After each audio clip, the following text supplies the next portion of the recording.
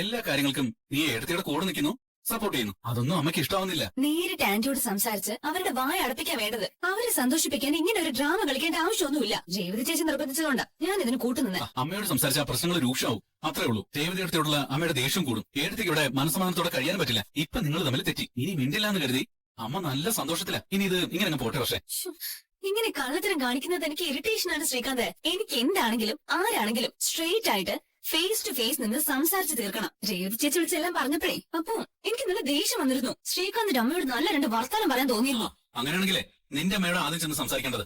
അവരല്ലേ ചെന്ന് രേവതി എടുത്ത് ഭീഷണിപ്പെടുത്തിയേ, വഴക്ക് പറഞ്ഞു. എന്റെ അമ്മയോട് ഞാൻ പറയാൻ വേണ്ടി തന്നെ ഇരിക്കുന്നത്. ഇതിങ്ങനെ വിട്ട് ശരിയാവില്ല. ദേ ഇപ്പൊ തന്നെ വിളിക്കാം. അല്ല പക്ഷെ അത് വേണം. എന്താ മോളെ, സുഖം തന്നെയല്ലേ നിനക്ക്? എന്താ വിളിച്ചത്? അമ്മേ, നമ്മുടെ റിലേറ്റീവ്സിലെ മോഹൻരാജ് എന്ന് പറയുന്ന ഒരു സൈക്കാട്രിസ്റ്റ് ഇല്ലേ? ഉണ്ട്. അവനിപ്പോ പുതിയ ക്ലിനിക്ക് സിറ്റിയിൽ തുടങ്ങിയിട്ടുണ്ട്. അപ്പൊ സൂപ്പർ. അദ്ദേഹത്തിന്റെ ഒരു അപ്പോയിന്റ്മെന്റ് വാങ്ങിക്കാം. എന്തിനാ? ആർക്കും വേണ്ടിയാ? നിനക്ക് എന്തെങ്കിലും പ്രശ്നമുണ്ടോ? എനിക്ക് പ്രശ്നമൊന്നുമില്ല. അമ്മയ്ക്കാണല്ലോ ഭ്രാന്ത്. അമ്മ എന്ന് അദ്ദേഹത്തെ ചെന്ന് കാണുന്നത് നല്ലതാ. എന്താണ് പറഞ്ഞത്? എനിക്ക് ഭ്രാന്താണെന്നോ? അതെ, ഭ്രാന്ത് പിടിച്ചതുപോലെയല്ലേ അമ്മ ഓരോ കാര്യങ്ങൾ ചെയ്ത് കൂട്ടുന്നേ. ഞാൻ എന്താ ചെയ്തത്? എന്താ ചെയ്തതെന്ന് അമ്മയ്ക്ക് അറിയില്ലേ? അമ്മ എന്തിനാ ഏത് ചേച്ചി വഴക്ക് പറഞ്ഞേ? ഓ അതാണോ? ഉടനെ വന്ന് അവളത് നിന്നോട് പറഞ്ഞോ? എന്താ അമ്മ, അമ്മയ്ക്ക് ബുദ്ധിയില്ലേ? നിന്റെ അമ്മായിയമ്മയാണ് എന്നെ വിളിച്ചെടുത്ത് എല്ലാം പറഞ്ഞത്. രേവതി നിന്നെ വഴി തെറ്റിക്കാണെന്ന് പറഞ്ഞു. അവളുടെ കൂട്ടുകൂടി അമ്മായിയമ്മ നീ വേറെ വെക്കുന്നില്ലെന്ന് പറഞ്ഞു. അവര് പറഞ്ഞത് അതേപടി വിശ്വസിച്ച് അമ്മ ചെന്ന് രേവതി ചേച്ചി വഴക്ക് പറഞ്ഞു. ഇത് എന്ത് ഭാവിച്ചാമേ? ആ പെണ്ണ് കാരണം നിന്റെ ലൈഫിൽ പ്രോബ്ലംസ് ഉണ്ടാവും. ഇനി അവൾ ഒരു കൂട്ട് വേണ്ട. നമ്മുടെ സ്റ്റാറ്റസിന് ചേർന്ന പെണ്ണല്ല അവള്. ദേ ഇത്തരം സംസാരമൊന്നും എന്നോട് വേണ്ട. ഞാൻ ആരോട് കൂട്ടുകൂടണം, ആരോട് സംസാരിക്കണം എന്നൊക്കെ എനിക്കറിയാം. അമ്മ പറഞ്ഞു തരേണ്ട ആവശ്യമൊന്നുമില്ല. എടി ഞാൻ നിന്റെ അമ്മയാ. അമ്മയാണെന്ന് കരുതി എന്തും ചെയ്യാന്ന്. ഇപ്പൊ ഞാനേ വർഷ മധുസൂദനല്ല, വർഷ ശ്രീകാന്ത. ഇതാണ് എന്റെ വീട്. ഇവിടെ ഉള്ളവരാ എന്റെ ഫാമിലി. ദേ എന്റെ ലൈഫിൽ ഇനി തലയിടരുതമ്മ. ഞാൻ പറയുന്നത് ഒന്ന് കേക്ക്. ഒന്ന് പറയണ്ട. ഫോൺ വെച്ചേ. എന്തെങ്കിലും ഒരു പ്രോബ്ലം ഉണ്ടാക്കാതെ എന്റെ അമ്മയ്ക്ക് സമാധാനം കിട്ടില്ല. ഇനി നിർത്തിക്കോളൂ. ശ്രീകാന്ത്, ഞാൻ എന്റെ അമ്മയോട് പറഞ്ഞത് കേട്ടില്ലേ? ഇതുപോലെ ശ്രീകാന്തിന്റെ അമ്മയോട് പറ. ഈശ്വര പെട്ടല്ലോ. ശ്രീകാന്തിന് പേടിയല്ലേ? ശ്രീകാന്ത് ഒന്നും പറയില്ലെന്ന് എനിക്കറിയാം.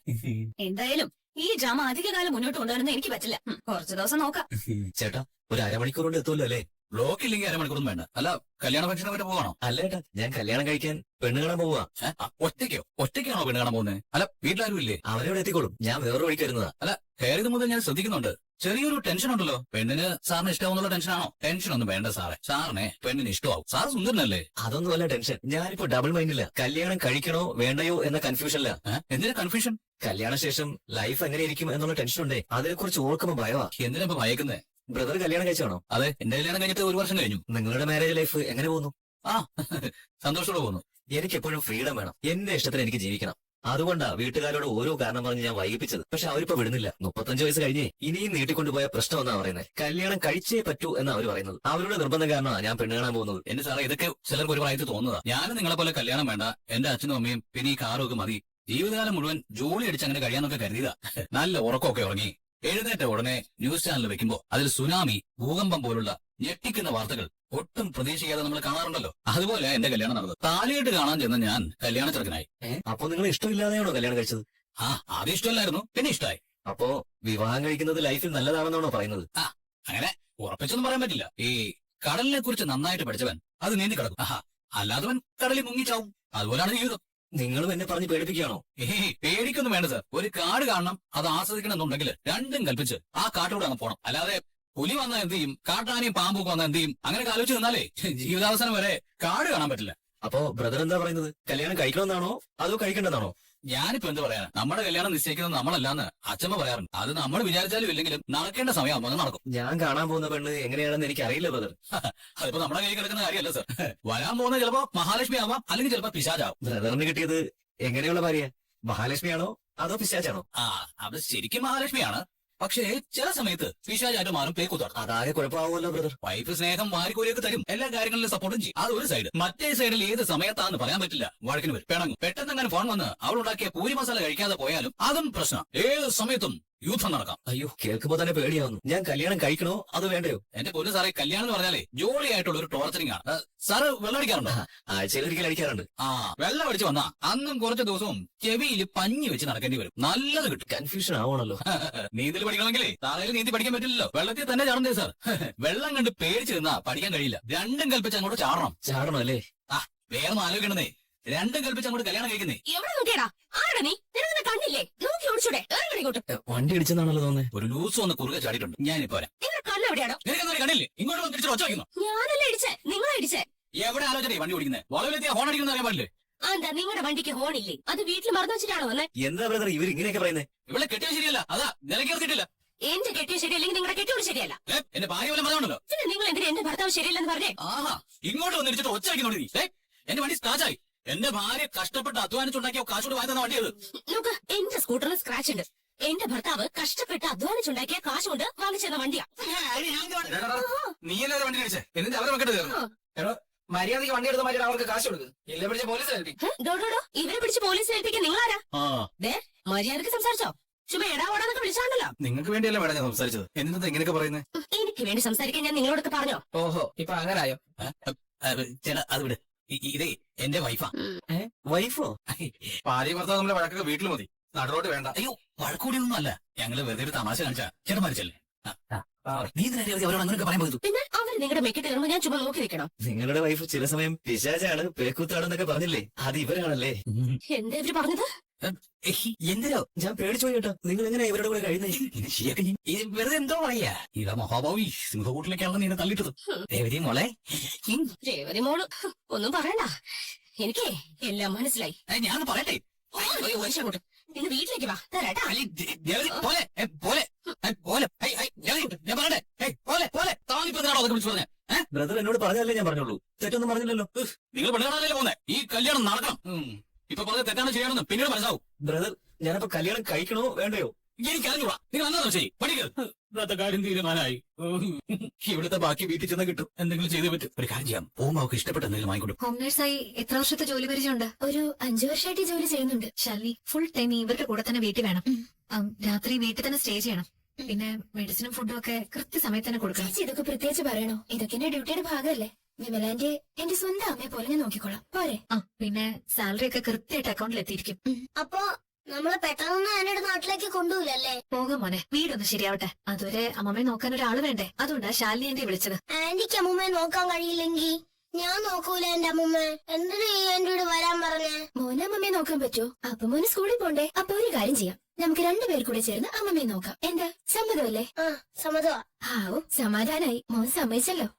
ശാലിനി ഇപ്പൊ പോയിക്കോളൂ. മിക്കവാറും നാളെ വൈകുന്നേരം അമ്മ ഡിസ്ചാർജ് ചെയ്യും. റിപ്പോർട്ട് നോക്കിയിട്ട് പറയാന്നാ പറഞ്ഞേ. അങ്ങനെയാണെങ്കിൽ നാളെ ഈവനിങ് തന്നെ ശാലിനി വീട്ടിലെത്തണം. ശരി, ഞാൻ വരാം. ശരി, അപ്പൊ ഞാൻ വിളിക്കാം. ഓ മോനെ, ഞാൻ പോട്ടെ. അമ്മേ, പോയിട്ട് വരാം. കല്യാണി, ഈ ഹോം നേഴ്സ് ഒക്കെ എന്തിനാ? ഇതൊക്കെ ആവശ്യമില്ലാത്ത ചെലവല്ലേ? അമ്മ, ഡോക്ടർ പറഞ്ഞത് കേട്ടില്ലേ? എപ്പോ വേണമെങ്കിലും ഇതുപോലെ സംഭവിക്കാം. ഞാൻ മനസ്സമാധാനത്തോടെ എങ്ങനെയാ അവിടെ കഴിയാ? ഇങ്ങനെ ഒരാൾ കൂടെ ഉള്ളത് സേഫാ. കുറച്ച് ദിവസത്തേക്കല്ലേ അമ്മേ? പെട്ടെന്ന് തന്നെ ഞാൻ വാടക വീട് ശരിയാക്കും. മോന് ആന്റി ഇഷ്ടായല്ലോ? ഇഷ്ടമായി. രണ്ടുപേരും ഒന്നും കഴിച്ചില്ലല്ലോ. ഞാൻ ജ്യൂസ് വാങ്ങിട്ട് വരാം. സുധി ഒന്ന് വിളിക്കുകയും ചെയ്യാം. ഞാനും വരട്ടെ അമ്മേ? അമ്മൂമ്മ ഇവിടെ തനിച്ചല്ലേ ഉള്ളൂ. മോൻ ഇവിടെ നിക്ക്, അമ്മ പെട്ടെന്ന് വരാം. ശ്രുതി ഇത് എവിടെ പോയതാണാവോ? അവളെന്താ വരാത്തത്? ഒന്ന് വിളിച്ചു നോക്കാം. സുധി ഇങ്ങോട്ട് വിളിക്കുകയാണല്ലോ. സുധി, ഞാൻ അങ്ങോട്ട് വിളിക്കാൻ തുടങ്ങായിരുന്നു, അപ്പോഴേക്കും ഇങ്ങോട്ട് വിളിച്ചേ. അല്ല, നീ ഇപ്പൊ എവിടെയാ ഉള്ളത്? എപ്പോ ഷോറൂമിലേക്ക് വരും? ഞാൻ മീരയുടെ കൂടെ ഒരു സ്ഥലം വരെ വന്നിരിക്കുക. അല്ല, മീരയുടെ കൂടെ നീ എവിടെയാ പോയത്?